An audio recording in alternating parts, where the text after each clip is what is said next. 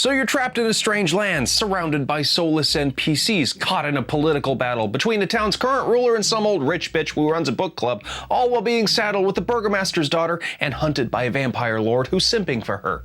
If anybody deserves a little downtime, it's you! And that's why we're gonna cover downtime activities for Curse of Strahd. You'll find downtime activities outlined in brief in both the Player's Handbook and the Dungeon Master's Guide, and then expanded upon in Xanathar's Guide to Everything. Now, you may not think that Curse of Strahd lends itself well to downtime activities because, it's a fast-paced whirlwind adventure that takes place over a couple of weeks of in-game time. And you wouldn't be wrong. So if you take the stock and standard downtime activities and you try to use them in a Curse of Strahd game, it's not going to flow very well.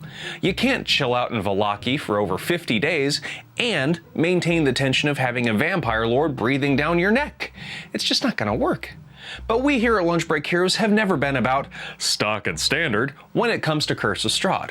So let's shake things up a bit. If you've watched my video on running Vallaki, I tell people to take their time. The problems in Vallaki are a slow burn, so letting your players spend a handful of in-game days there, or even a week or so, should be totally fine. When they first arrive in town, make some NPC introductions, let your players settle in, and after that first night, give them an option to spend some time around town. Here in this guide, I'm going to give you some ideas for activities that they can partake in around Vallaki with 1 or 2 days of downtime.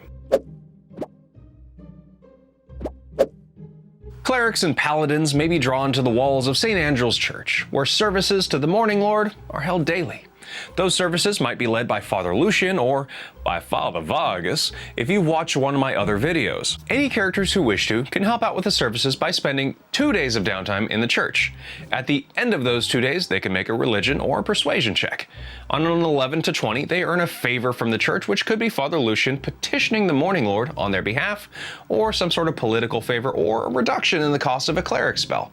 If they roll over a 20, they can earn either a second favor, or if it were me, I'd just give them inspiration in addition to that first favor. Speaking of inspiration, you know what's inspiring to me? Seeing the book I published in person. That's right. I made a real, actual, honest-to-goodness book called Libris Nocturnum, and here it is! This is one of the advanced copies the printer sent me, but you can order your own copy of this bad boy over on BackerKit. This thing's pretty hefty, too. I mean, we've got 364 pages of adventure here for you, ranging from level 0 to level 12. There's also a bestiary of 60 original creatures that you can use to terrorize your players. And if you don't want one of these beautiful physical copies of this book, you can order your own digital copy over on my website and drivethroughrpg.com. And as always, if you want to access more adventures from Lunch Break Heroes, in addition to our written module guides and every other goodie that we've published over the past 5 years, head on over to our Patreon page where you can get access to everything for just as little as $1. Seriously, $1 for 5 years worth of D&D content. I can't think of anywhere else you can get more value for a single $1. But even then, if you don't want to do that, please click the like and subscribe buttons down below this video. It helps the channel grow, it helps us get seen, and it helps us create more awesome stuff for you to enjoy, like Libris Nocturnum. That all being said, what else can you do with your downtime in Vallaki? There's lots of stores and craftspersons in Vallaki, so it's not out of the question that the players can get their hands on the tools and materials necessary to make some basic things. Xanathar's Guide tells us that to craft an item, you need to spend a number of work weeks, that's 5 days by the way, equal to the item's gold value divided by 50. But unless you're using the weaponless and penniless start to the game that I talk about in one of my other videos, let's assume that your characters have the proper weapons and armor already. What they're probably lacking is health potions. If you're proficient in an herbalist's kit, you can craft 1 potion of healing per day for 25 gold apiece. In my guide to Curse of Strahd, which is called Raising the Stakes, and you can get it for free on my website, I detail some extra shops that you can add to Vallaki. One of them is called Stefanovich & Sons Apothecary, which is a great place for your characters to pick up the materials required to make healing potions.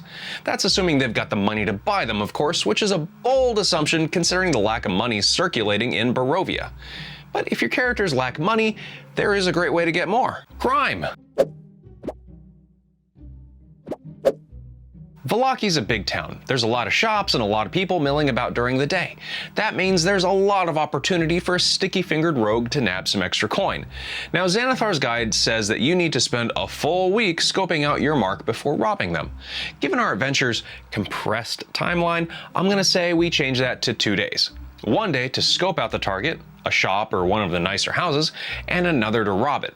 Or if your rogue just wants to pick a few pockets, they can spend a single day doing it, but they can only steal a maximum of 4d6 gold pieces. Now, if your group doesn't have a rogue with sticky fingers, or they just aren't the thieving kind, you can always take your chances at, well, chance.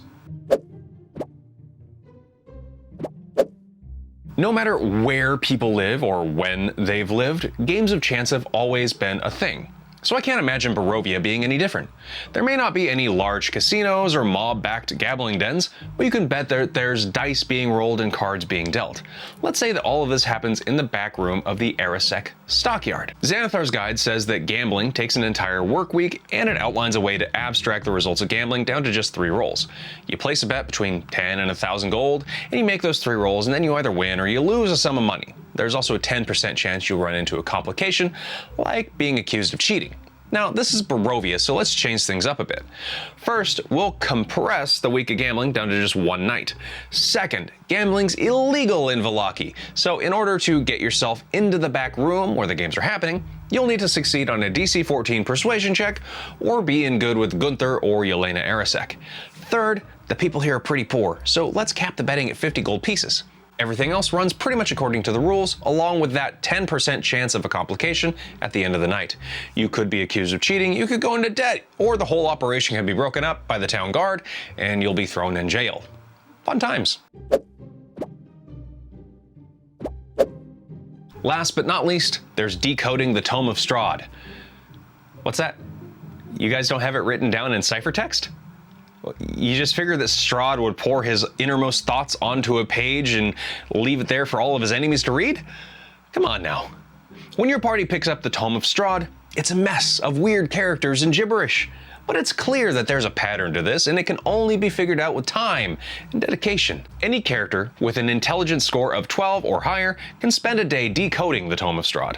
In total, it takes 6 days of downtime minus their intelligence modifier. So if you've got an intelligence modifier of +1, then it takes 5 days. +2 is 4 days. +3 is 3 days. +4 is 2 days, etc. This work can be spread out throughout the adventure, so don't feel like they need to do all of this decoding in one shot, or that they need to do it in Vallaki specifically. They could do it in camp, whatever. When they're done and they've got it all decoded, your players will be rewarded with one of the simpiest pieces of literature ever committed to papyrus. Or you can download the interactive Tome of Strahd from the DM's Guild and send your players on a whirlwind journey into the past. Oh, right. Whether you're journeying into the past or staying here with that simpy piece of literature, remember to check out my book.